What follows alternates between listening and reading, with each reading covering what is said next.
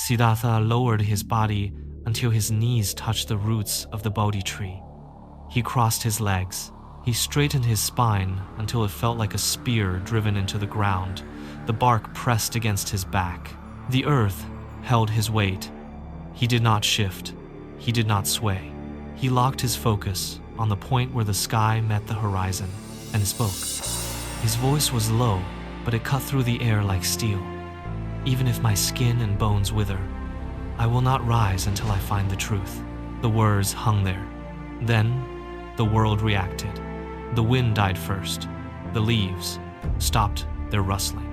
The birds froze on their branches. Even the crickets ceased their chirping. The forest did not just go quiet, it went dead. A heavy pressure dropped over the clearing, thick enough to taste. It was the silence of a held breath before a scream.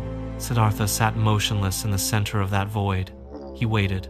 The shadows between the trees seemed to lengthen, pooling together like spilled ink. Mara stepped into the light.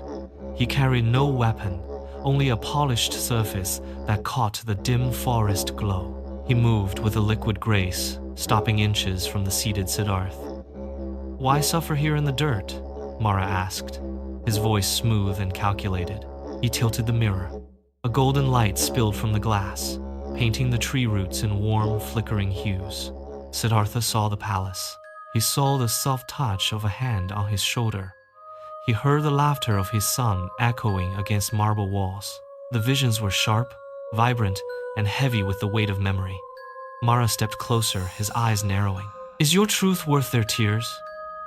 You are a father who abandoned his child, a husband who left his bride." Siddhartha watched them. He did not reach out. He did not turn his head. He observed the palace, the silk, and the faces as one watches ripples on a pond. The palace flickered. The warmth drained from the light. The mirror went dark. Mara's expression tightened, the mask of silk slipping. Mara's face twisted. The mask of calm shattered.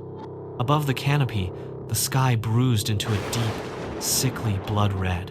Thunder rolled, not just from the clouds, but from the earth as well, shaking the roots of the Bodhi tree. Mara gestured, and the shadows behind him surged forward. They took form monsters with skin of fire and claws of jagged iron. They shrieked, a sound like grinding stone, and lunged. 1,000 arrows of black hate whistled through the air, darkening the sky. They were aimed directly at Siddhartha's chest.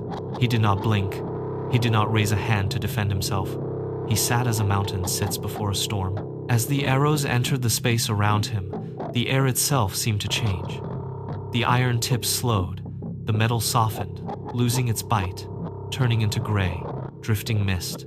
The arrows lost their momentum and fell. They landed in the dirt at his feet, no longer weapons, but soft, white lotus petals. The monsters recoiled, their fire dimming against the absolute, unmoving compassion radiating from the man under the tree.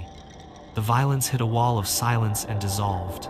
Mara changed his shape, his voice now mimicking the exact cadence of Siddhartha's own speech. "Who are you to claim this seat?" The shadow whispered. "You are a creature of blood and bone, nothing more. Who is here to witness your greatness? Who will confirm your right to this silence?" The doubt hung in the air, a final, invisible blade aimed at the core of his resolve. Siddhartha did not speak. He did not defend his name or his history. He reached down with his right hand, his fingers grazing the dark, cool soil. He pressed his palm flat against the earth. "The earth is my witness," he said. The ground beneath the tree groaned. A deep, tectonic roar erupted from the roots, vibrating through the very foundation of the forest. The air pressure spiked, pushing back against the encroaching shadows. Mara's form flickered, his edges blurring, his silhouette cracking like glass under the weight of the absolute truth.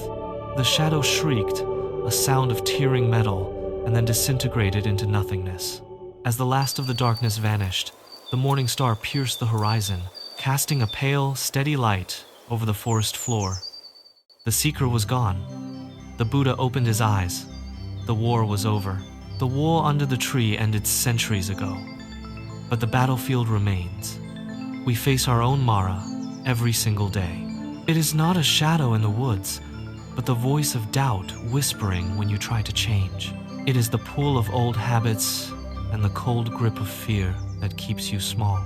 The struggle Siddhartha fought is the same one you face every morning. When the world feels chaotic, your center is the only thing that holds. Finding that stillness is not a destination, it is a practice. It is a choice made in the quiet moments between breaths. We are here to walk that path together, to learn how to sit with the noise until it fades. To find your center in the middle of the storm, subscribe to Daily Bodhi. Let us walk the path of mindfulness together, one step at a time.